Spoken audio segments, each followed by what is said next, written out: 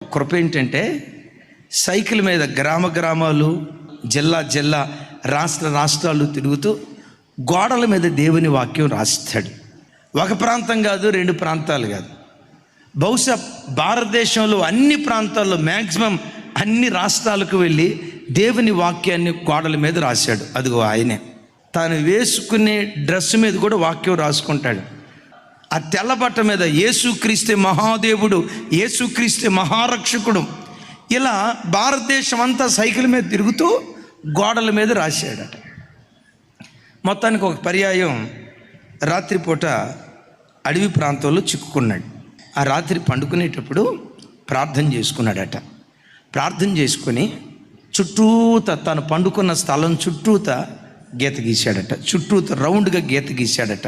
ప్రార్థన ద్వారా సాతాను ప్రవేశించకుండా కార్యం చేస్తాను అని వాక్యం చెప్పాను.